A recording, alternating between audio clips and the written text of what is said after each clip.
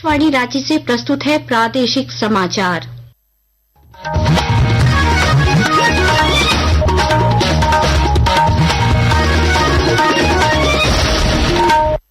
नमस्कार, प्रादेशिक समाचारों के साथ मैं शालिनी वर्मा। पहले मुख्य समाचार। केंद्रीय रक्षा राज्य मंत्री संजय सेठ ने रांची में भाजपा द्वारा लगाई गई प्रदर्शनी का किया उद्घाटन। कहा, ऑपरेशन सिंदूर में आतंकियों के कई ठिकानों को किया गया ध्वस्त। अंतर्राष्ट्रीय योग दिवस को लेकर आयुष निदेशालय और राज्य योग केंद्र ने योग सप्ताह का किया शुभारंभ। पहले दिन रांची में रन फॉर योगा में 250 से अधिक प्रतिभागियों ने लिया भाग। राज्य में आज से धरती आबा जन भागीदारी अभियान की हुई शुरुआत। पीवीटीजी और जनजातीय बहुल गांवों में पहुंचाया जाएगा योजनाओं का लाभ।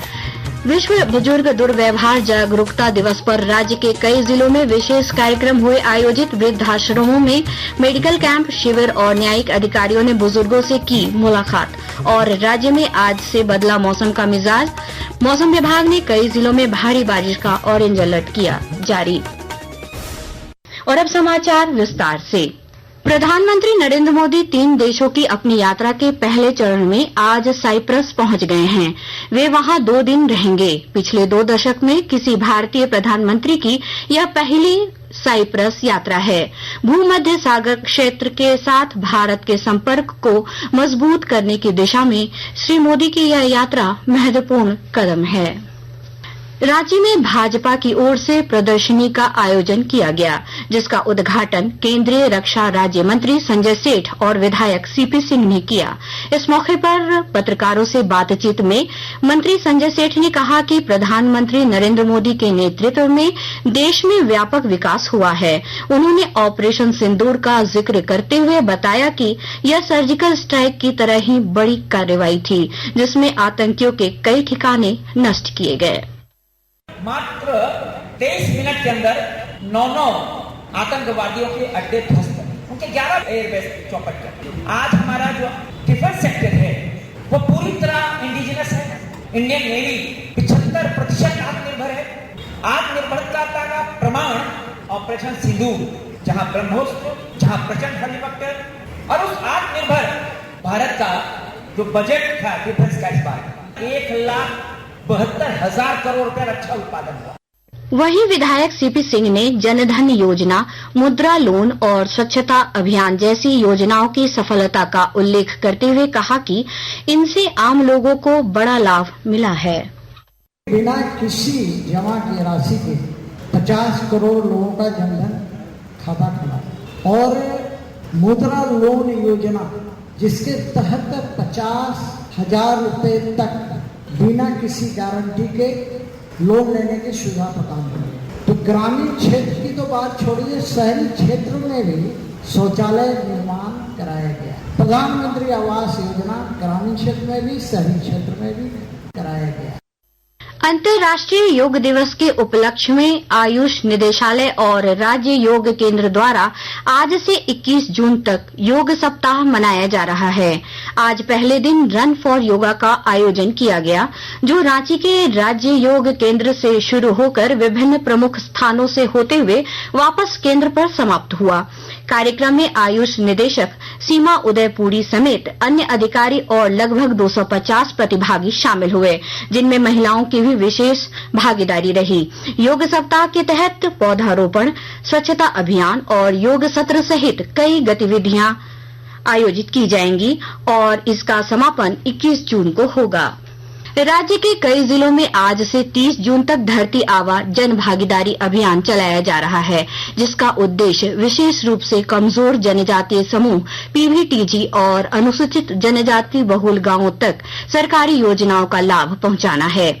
अभियान के तहत आज धनबाद समाहरणालय परिसर से एडीएम पीयूष सिन्हा और अन्य अधिकारियों ने जागरूकता रथ को रवाना किया। इधर लोहरदगा जिले में भी 30 जून तक धरती आबा जनजातीय ग्राम उत्कर्ष अभियान चलाया जाएगा, जिसमें 205 जनजातीय बहुल गांवों को विभिन्न योजनाओं से आच्छादित किया जाएगा। इसके तहत आज उपायुक्त डॉक्टर ताराचंद्र ने समाहरणालय से 2 प्रचार रथ रवाना किए और बताया कि अभियान के तहत आधार अपडेट, आयुष्मान कार्ड, पीएम किसान, मनरेगा समेत 25 योजनाओं का लाभ शिविरों के माध्यम से दिया जाएगा। आकाशवाणी के ताजा तरीन समाचारों के लिए आप हमारी वेबसाइट newsonair.government.in पर लॉग ऑन कर सकते हैं। ताजा समाचार X handle @AIR news alerts और Facebook page All India Radio news पर भी उपलब्ध है। आप प्रादेशिक समाचार एकांश के X handle @AIR news _Ranchi और Facebook page Akashvani news Ranchi, Instagram page तथा YouTube channel AIR news Ranchi पर भी हमारे बुलेटिन सुन सकते हैं। प्रादेशिक समाचार आप आकाशवाणी रांची से सुन रहे हैं। विश्व वृद्ध दुर्व्यवहार जागरूकता दिवस पर राज्य के कई जिलों में विशेष कार्यक्रमों का आयोजन हुआ। हजारीबाग में प्रधान जिला एवं सत्र न्यायाधीश रंजीत कुमार, सदर SDO और समाज कल्याण पदाधिकारी ने संयुक्त रूप से ओल्ड एज होम का निरीक्षण किया।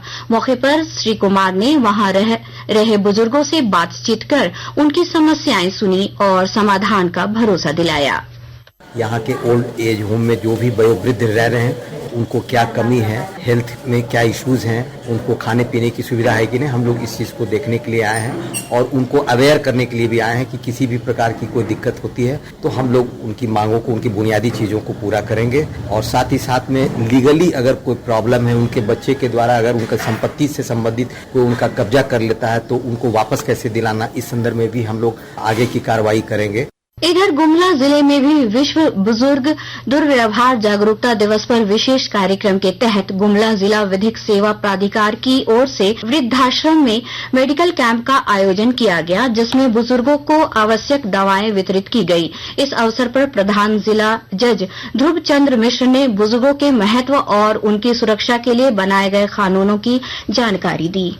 राज्य स्तरीय छात्र प्रतिभा सम्मान समारोह का आयोजन 23 जून को खेलगांव स्थित हरिवंश टाना भगत इंडोर स्टेडियम में किया जाएगा, जिसमें मैट्रिक और इंटर परीक्षा में 70% या उससे अधिक अंक लाने वाले छात्रों को सम्मानित किया जाएगा। कार्यक्रम का आयोजन पासवा public school and children's welfare association द्वारा किया जा रहा है।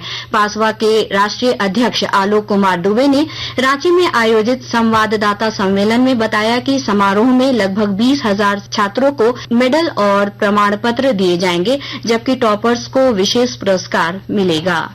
स्वास्थ्य सुविधाओं से जूझ रहे गरीबों को राहत देने के लिए 17 जून से लाइफलाइन एक्सप्रेस ट्रेन कोडरमा पहुंच रही है और जानकारी दे रहे हैं हमारे संवाददाता। स्वास्थ्य की समस्याओं से जूझ रहे गरीब तबके के लोगों को राहत पहुंचाने के लिए एक बार फिर कोडरमा में लाइफलाइन एक्सप्रेस पहुंच रही है। 17 जून को यह लाइफलाइन एक्सप्रेस कोडरमा स्टेशन पहुंचेगी, जो 22 जुलाई तक कोडरमा स्टेशन पर ही खड़ी रहेगी। यह दुनिया का पहला हॉस्पिटल ट्रेन है जो लोगों को स्वास्थ्य सेवाओं का लाभ देने के लिए प्रतिबद्ध है। दूर दराज इलाकों में रहने वाले लोगों को इस ट्रेन के जरिए सुविधाएं प्रदान की जाएगी। इम्पैक्ट इंडिया फाउंडेशन और भारतीय रेल और स्वास्थ्य मंत्रालय की संयुक्त प्रयास से यह ट्रेन का संचालन किया जाता है। गजेंद्र बिहारी सिन्हा, आकाशवाणी समाचार, कोडरमा।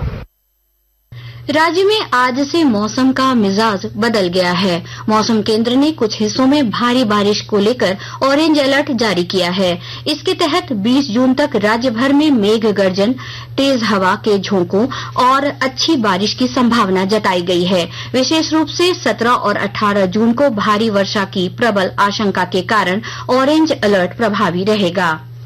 और अंत में मुख्य समाचार एक बार फिर। केंद्रीय रक्षा राज्य मंत्री संजय सेठ ने रांची में भाजपा द्वारा लगाई गई प्रदर्शनी का किया उद्घाटन।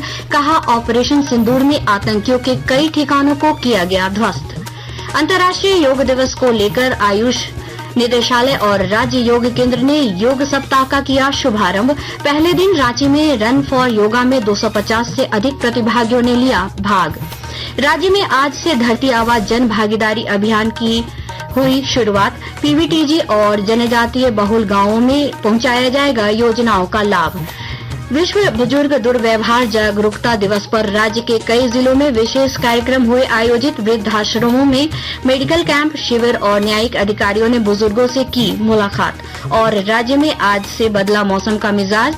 मौसम विभाग ने कई जिलों में भारी बारिश का ऑरेंज अलर्ट किया जारी। इसके साथ ही आकाशवाणी रांची से प्रादेशिक समाचार का ये बुलेटिन समाप्त हुआ। अगला प्रादेशिक समाचार बुलेटिन कल सुबह 8:30 बजे प्रसारित किया जाएगा। नमस्कार।